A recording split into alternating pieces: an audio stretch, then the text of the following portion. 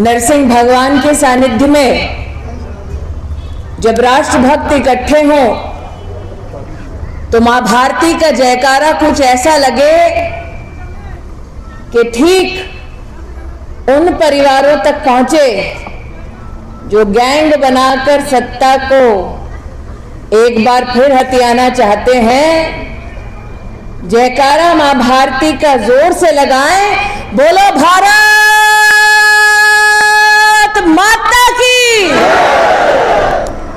मंच पर विराजमान जनप्रतिनिधि, पदाधिकारी, कार्यकर्ता आज जनता जनार्दन के चरणों में भाजपा के प्रति अपना विश्वास दिखाने, आपका आशीर्वाद हमारे दोनों प्रत्याशियों को देने के लिए हम सब इस मंच से आप सबका वंदन एवं अभिनंदन करते हैं।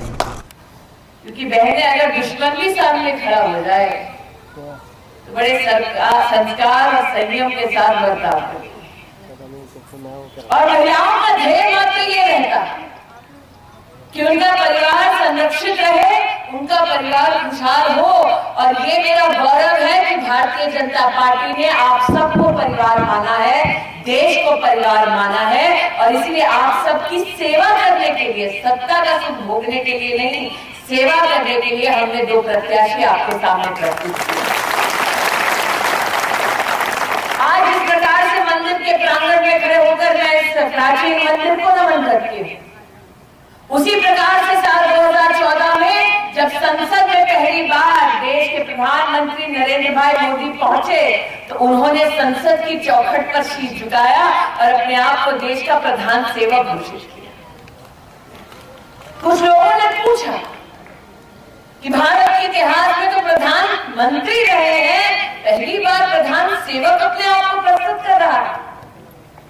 नरेंद्र भाई ने पलटकर जवाब दिया कि जब चुनाव में भारतीय जनता पार्टी ने उन्हें प्रत्याशी बनाकर देश के सामने प्रस्तुत किया था तो यही कांग्रेस पार्टी ने कहा था कि देश का प्रधानमंत्री कभी कोई गरीब चाय वाला नहीं बनता। कांग्रेस का घमंड इतना था कि उन्होंने सरेआम ऐलान कर दिया था कि अगर कोई व्यक्ति किसी गरीब परिवार में किसी गांव में जन्मे, वो अपने पुरुषार्थ से प्रधानमंत्री पद तक नहीं पहुंच सकता। कांग्रेस का घमंड इतना कि कांग्रेस के नेताओं ने कह दिया ये तो चाय वाला है, देखो हमारे राजकुमार को। लेकिन वो जनता जिसने कड़ी धूप में मेहनत की है, वो परिवार जो भले ही गरीबी में जन्मे हो लेकिन जिन्होंने अपने पुरुषार्थ से, लगन से, मेहनत से रोटी कमाई है, किसी के सामने हाथ नहीं फैलाया, उन परिवारों ने हिंदुस्तान में मिलकर ठानी कि अगर देश का प्रधानमंत्री बनेगा तो यही गरीब माँ का बेटा, यही चाय वाला। तब हमेशा विनम्रता का परिचय देता है और वही परिचय नरेंद्र मोदी ने दिया और अपने आप को प्रधान सेवक घोषित किया। और प्रधान सेवक उसने जब लोकतंत्र के मंदिर में कदम रखा तो कहा मंदिर में भक्त की अभिलाषा क्या होती है। आज जितने भक्तगण यहाँ उपस्थित हैं, नरसिंह मंदिर के आपसे पूछती हूँ, भक्त क्या करता है? मंदिर में घुसने से पहले चप्पल उतारता है। भक्त क्या करता है? अगर थोड़ा बहुत कचरा पड़ा होता है तो उठाता है, कहता है मंदिर साफ रखो। और नरेंद्र मोदी ने लोकतंत्र के मंदिर में कहा अगर ये जननी जन्मभूमि हमारे लिए पुण्य भूमि है तो इसे गंदा करने का हमें अधिकार है।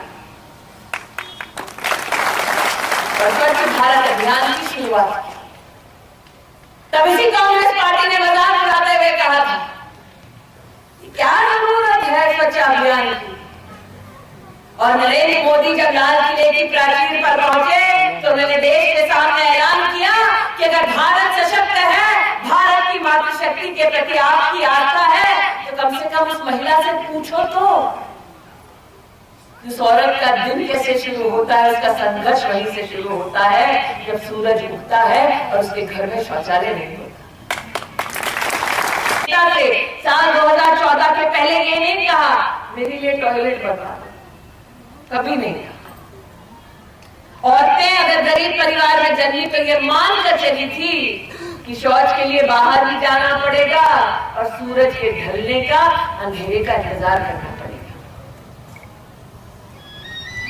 कितनी बेटियां ऐसी जो बाहर शौच के लिए जाती, बहुएं ऐसी, माएं ऐसी, और आगे से अगर गाड़ी आती तो आंचल से अपने आप को ढांकती ताकि पति को बता भी देती तो उनकी जेब में पैसा नहीं होता शौचालय बनाने के लिए, और जहर का घूंट पीकर गरीब परिवार हर दिन जीता। नरेंद्र मोदी ये पीड़ा जानते हैं क्योंकि स्वयं गरीबी में पैदा हुए, और इसीलिए आपने मांगा नहीं, लेकिन उन्होंने लाल किले की प्राचीर से ऐलान किया कि अगर औरतों के प्रति हमारी श्रद्धा है, महिला का सम्मान करना चाहते हैं, तो पहले आइए हम मिलकर कम से कम गरीब के घर में एक शौचालय बनाएं। नरेंद्र मोदी ने आह्वान किया कि राष्ट्र आए मिले और हम जुटकर टॉयलेट बनाएं कि महिला का सम्मान हो, और जुटकर गैंग इसलिए मिला, तब इकट्ठे नहीं आए। जब गरीब औरतों को टॉयलेट चाहिए था तब इकट्ठे आए, जब उनकी इमारत ढलने वाली थी। यहाँ जितने लोग उपस्थित हैं, कभी सोचा कि कांग्रेस, पीडीपी और एनसी इकट्ठे आएंगे क्योंकि गरीब के घर में शौचालय बनना है? नहीं, संभव ही नहीं।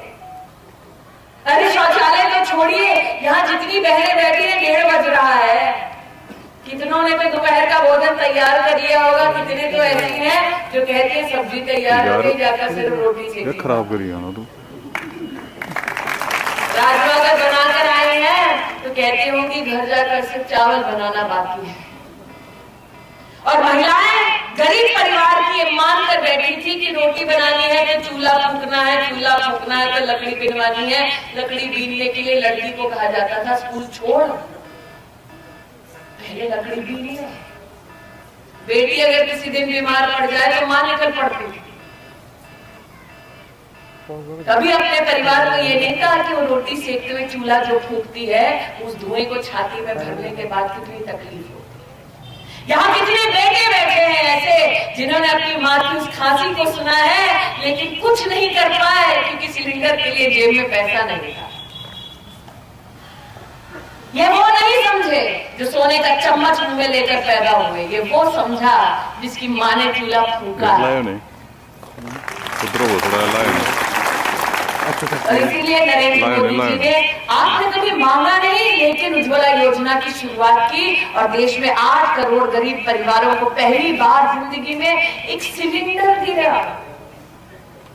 11 करोड़ परिवारों को जिंदगी में पहली बार एक टॉयलेट मिला, 8 करोड़ गरीब औरतों को पहली बार सिलेंडर मिला। अरे जो भुग कर जाएगा कांग्रेस पार्टी गरीबों को सिलेंडर और टॉयलेट नहीं दे। एक आंदोलन शुरू हुआ देश में। 14 से पहले जो सरकारें थी और कांग्रेस पार्टी के थे उन्होंने सरेआम ऐलान कर दिया, बड़े गौरव के साथ, फख्र के साथ कहा कि देखो दिल्ली से 1 रुपया निकलता है तो गरीब तक पहुंचते गांव में 10 पैसा रहेगा। और सब पहली बार एक कांग्रेस के नेता ने सरेआम ये घोषणा कर दी कि 90 पैसा गरीब को कांग्रेस ही खा जाता है। और गरीब भी सोच कर बैठा था कि हाँ जी खा जाते हैं, क्या करना। नरेंद्र मोदी जब देश के प्रधानमंत्री बने तो उन्होंने कहा कि बैंक का खाता खोलो गरीब का ताकि सीधा भारत की तिजोरी से पैसा जाए तो गरीब के खाते में जाए। और यही लोग जो आज भारत में डाला, ये बार महामारी में भारत सरकार ने 30,000 रहा है कि गरीब बैंक का खाता खोल के करेगा क्या। वो बैंक जो कभी गरीब के मुंह पर दरवाजा बंद किया करते थे वो चलकर गरीब के घर तक आए और कहा खोल लो भाई साहब अकाउंट, मोदी का आदेश है। और जनधन अकाउंट पहली बार कितने गरीबों का खुला, इसने कभी किसी गरीब के खाते में सीधा पैसा नहीं डाला। आज जितने बड़े बुजुर्ग यहाँ बैठे हैं, मैं चाहूंगी नौजवान जाकर कभी उनसे पूछें कि घर में अगर किसी को गंभीर बीमारी होती थी तो घर के बुजुर्ग, घर का मुखिया, नेता को तलाशता था लाओ भैया दिल्ली एम्स में भर्ती करा दो तो जान बच जाए हमारी। कितने परिवार ऐसे हैं जो नेताओं के चक्कर काटते रहते थे कि कम से कम एक अस्पताल में भर्ती करा दो। कभी सोचा आपने कि वो क्षेत्र जो बार बार नेताओं के चक्कर काटता था कि दिल्ली में जाकर एम्स में भर्ती करा दो, एक दिन उसी क्षेत्र में स्वयं एम्स चलकर आएगा और बनना शुरू होगा? संभवतः हुआ जब आपने मोदी को अपना वोट दिया, कमल के छाप पर आपने अपना आशीर्वाद दिया। आज यहां उपस्थित जनता जनार्दन से पूछना चाहती थी, कोरोना की महामारी में जब मौत दस्तक दे रही थी तब कोई कांग्रेसी आया मास्क और सैनिटाइजर बांटने? कोरोना की महामारी में जब मौत दस्तक दे रही थी तो भारतीय जनता पार्टी का कार्यकर्ता और मोदी की सरकार ने हर गरीब के घर में राशन पहुंचाया 7 महीने।